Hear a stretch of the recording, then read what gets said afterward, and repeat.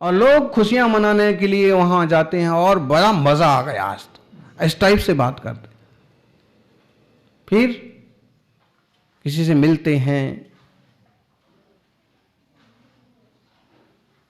अच्छे बिस्तर पर सो जाते हैं, अच्छा खाना, बड़ा सुख हुआ। देखना, सुख, मजा या मौज और आनंद, तीनों चीजें बोलने में एक जैसी दिखती हैं, बड़ा डिफरेंस है इनमें, बड़ा अंतर है। सुख, सुख, ख, ख माने इंद्रिय, खम विहायो वियद व्योमो, नकार्थवाची शब्द। ख, खम, ख का मतलब इंद्रिय भी होता है, इंद्रियां। ख, सुख, जो इंद्रियों को अच्छा लगे वो सुख, और मजा, मौज, जो मन को अच्छा लगे वो मौज। इंद्रिय और मन को जो कुछ अच्छा लगे वो आपके हित में हो जरूरी नहीं है। देर तक सोना सबको अच्छा लगता है, बढ़िया अच्छे अच्छे पकवान खाना किसको बुरा लगता? अच्छे अच्छे गीत सुनना, गाना देखना, नाच देखना, टीवी देखना, पिक्चर देखना, मोबाइल देखना किसको बुरा लगता?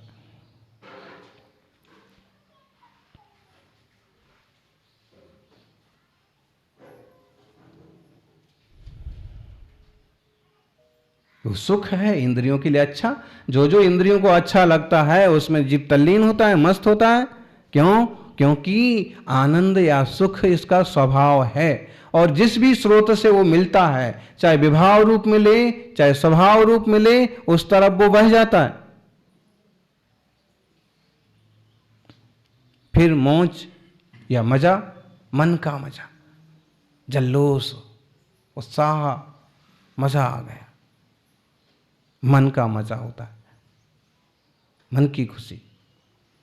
और फिर होता है आनंद, आत्मा का आनंद होता है कि जिसमें इंद्रिय और मन का उतना सहयोग नहीं है, सहज शांत दशा है, ज्ञान स्वभाव की खबर है। इसलिए ज्ञान आनंद स्वरूपो हम। जैसे जैसे ज्ञान की वृद्धि होती है वैसे वैसे सुख की वृद्धि होती है, आनंद की वृद्धि होती है। ज्ञान और सुख दो अलग अलग गुण हैं, आत्मा के अनंत गुणों में दो पृथक हैं, लेकिन फिर भी बिना ज्ञान के वास्तविक सुख नहीं होता। जीव का प्राप्य प्रिय वह है आनंद, उस आनंद के लिए ही यह अपने ज्ञान का विकास होता है तो आनंद फील होता है, इसलिए ज्ञान बढ़ाना चाहता है। धन मिलता है तो आनंद फील होता है, इसलिए धन बढ़ाना चाहता है। और कई बार ऐसा होता है कि जो उसके सच्चे साधन नहीं है, उससे भी अगर उसका सुखाभास हुआ तो भी उसी के पीछे दौड़ पड़ता है। सज्जनों, इस बात को समझना बहुत जरूरी है कि आनंद, सुख और मजा, इनमें एक अपना सुनिश्चित अंतर है। जो आपकी इंद्रियों को अच्छा लग रहा है वो हित में होगा, आत्मा की कोई जरूरी नहीं है। लेकिन जो सहजता और स्वरूप की तन्मयता है वह जरूर आपके लिए आनंदकारी है, सुखदायी है, कल्याण का साधन है। परिपूर्ण सुख के लिए धर्म करना चाहिए। आत्मानुशासन का 19 नंबर का श्लोक है, धर्मारामं तरुणाम फलानि सर्वेन्द्रियार्थ सौख्यानि संरक्षतांस्ततस्तान युच्यनु यैस्तैरुपायैस्त्वं। हे जीव, धर्माराम तरुणा, धर्म रूपी वृक्षों के फल हैं ये। समस्त इंद्रियों के जो सुख हैं, चक्रवर्ती को जो संपदा मिली है, सम्राटों को जो संपदा मिली है, तीर्थंकरों को जो वैभव मिला है, किसका फल है?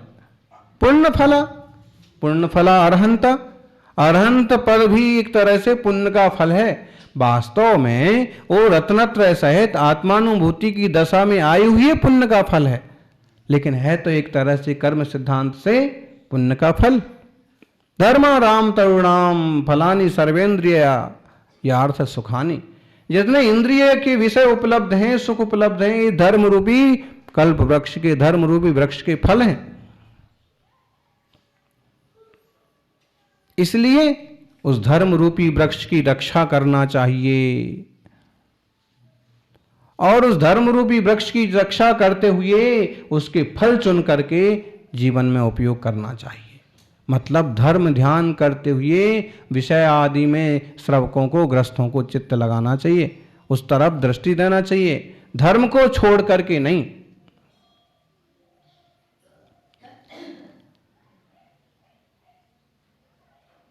पुण्य के उदय में उपलब्ध विषयों में आसक्ति करना तो दुर्गति का कारण है,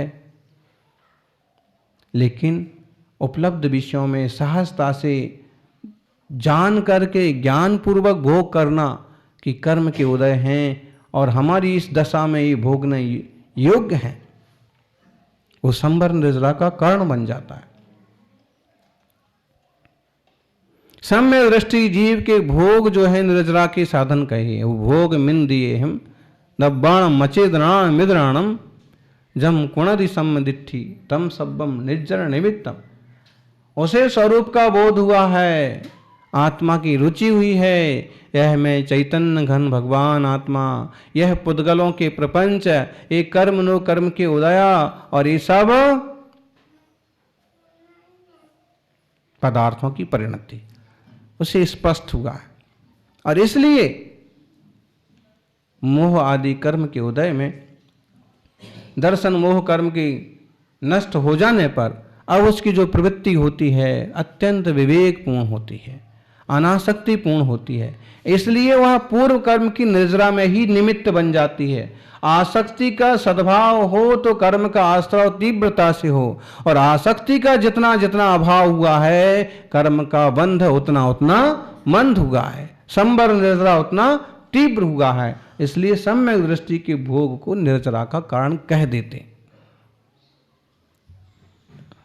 वास्तव में कोई भोग निर्जरा के कारण नहीं होते हैं, फिर भी वो वहाँ उदय चल रहा है, सहज रूप से भोग रहा है, उपयोग कर रहा है, इसलिए उसको और उसमें वृद्धि हो गई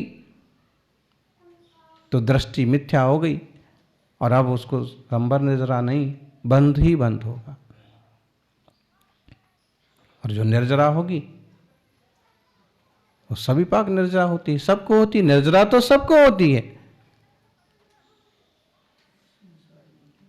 निर्जरा तो सबको होती है, हर संसारी जीव को होती है कि जो उदय में आ रहा है कर्म वो तो निर्जरित होगा, चाहे सुख रूप हो, चाहे दुख रूप हो, चाहे अच्छा हो, चाहे बुरा हो। लेकिन अविपाक निर्जरा, विवेकपूर्ण निर्जरा होती है ज्ञानी को, सम्यक दृष्टि को, मुनिराज को।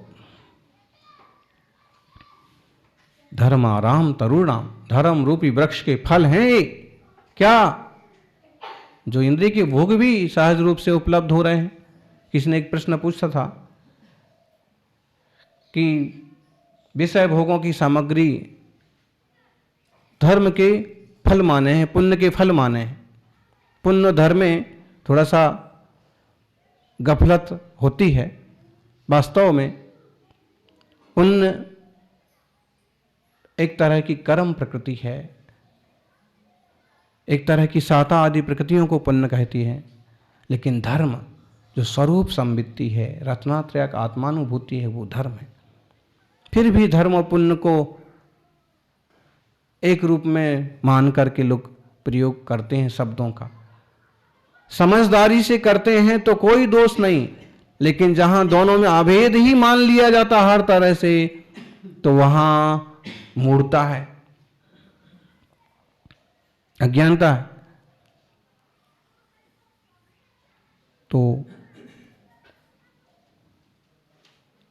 प्रश्न ऐसा था कि जब ये पुण्य के फल हैं तो इनको भोगने वाले को नरक जाने वाला क्यों कह दिया जाता है कि भाई अभी तो इनका पुण्य का फल है, पुण्य का उदय है तो भोग रहे हैं। ये भोग भोगते हुए नरक जाएंगे। क्यों कह दिया जाता है?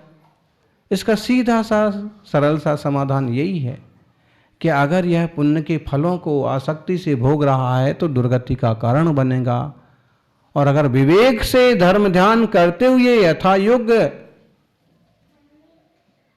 ढंग से भोग रहा है तो वो संबर निजरा में भी कारण बन सकता है। कह दिया जाता है सहज रूप से। और दूसरा, इस तरह कथन करने की पद्धति का कारण एक और हो गया कि कई बार लोग तरह तरह के पाप करके संपत्तियां इकट्ठी करते हैं और उसी तरह के भाव होने से वो अत्यंत आसक्ति पूर्वक भोगते हैं। इसलिए ऐसे कह दिया जाता है कि भले पुण्य का फल भोग रहे हैं लेकिन दुर्गति में जाएंगे आसक्ति के कारण से। और एक बात, ये शिकायत भी अक्सर कर सुनी जाती है। लोग कहते हैं कि देखो वो तो डॉन है, वो तो बदमाश है, गुंडा है, फिर भी शराब का व्यापार करता है, फिर भी गलत काम करता है, फिर भी उसके पास इतना धन है, इतना समृद्ध है, उसको सम्मान मिलता है, लोग उसकी तारीफ करते हैं, तो ये तो पाप करते हुए उसको तो पुण्य का फल मिल रहा है। नहीं, ये वास्तव में पुण्य का फल नहीं है, एक तरह के खोटे पुरुषार्थ का फल है। और इसका रिजल्ट इसी जीवन में लगभग मिल जाता है कि एक समय ऐसा आता है कि इस टाइप के लोग जो हैं दुत्कारे जाते हैं, दुखी होते हैं, मारे मारे फिरते हैं। इसी जन्म में अधिकतम रिजल्ट आ जाते हैं, और ना आए तो मरने के बाद दुर्गति होती है। वज्रनाभि चक्रवर्ती की 12 भावना है ना, शुरुआत कहाँ से हुई? बीज राख फल भोग वे, ज्यों किसान जगमाई, त्यों चक्री नृप शुभ करें, धर्म विसारे नाही। बीज राग फल भोग वे, बीजों की रक्षा करके फिर फल भोगता है।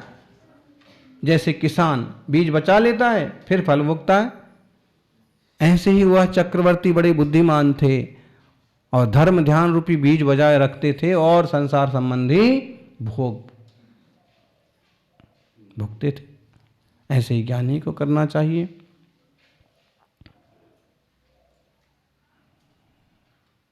कभी कभी ये शिकायत भी होती है कि पाप करने वाले तो बड़े सुखी हो रहे हैं, और आजकल तो देखा जा रहा है 2 नंबर का काम करने वाले, रिश्वतखोरी करने वाले, बेईमानी करने वाले बहुत जल्दी अमीर हो जाते हैं, बंगले बन जाते हैं, गाड़ियों में घूमने लगते हैं, और फिर सामान्य जन जो धर्म के प्रति रुचि रखते हैं वो शिकायत जैसे करते हैं कि ये तो देखो पाप करने वाले तो अमीर हो गए और हम धर्म करने वाले ऐसे ही है, हमारी रोजी रोटी भी पूरी नहीं बैठती है।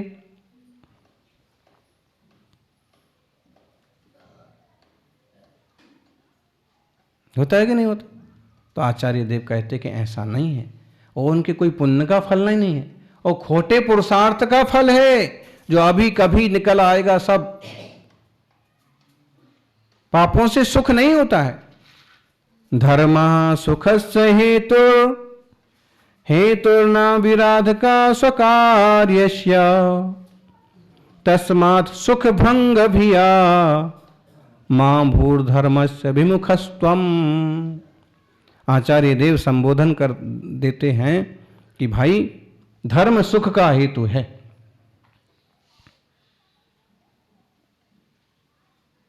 और जो जिस कार्य का हेतु होता है वो उस कार्य को बनाता है, उसका भंग नहीं करता है।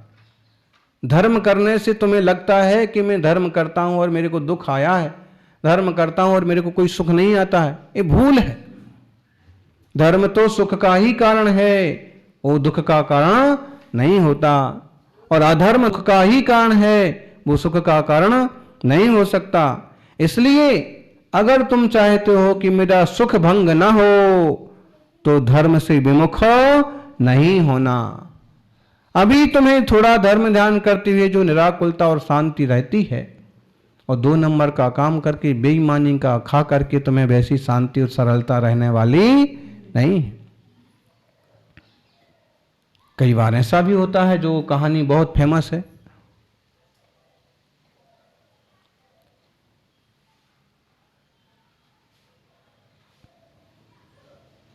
छोटा भाई, बड़ा भाई, बड़े भाई को बहुत सारा धन मिलता था, बहुत कमाई करता था, मस्त रहता था, पाप करता था, शराब पीता था तो भी हैं, और छोटा भाई धर्म विधान करता था, मंदिर जाता था। एक उदाहरण समझाया था ना, लगभग हर सभा में एक उदाहरण आ जाता है।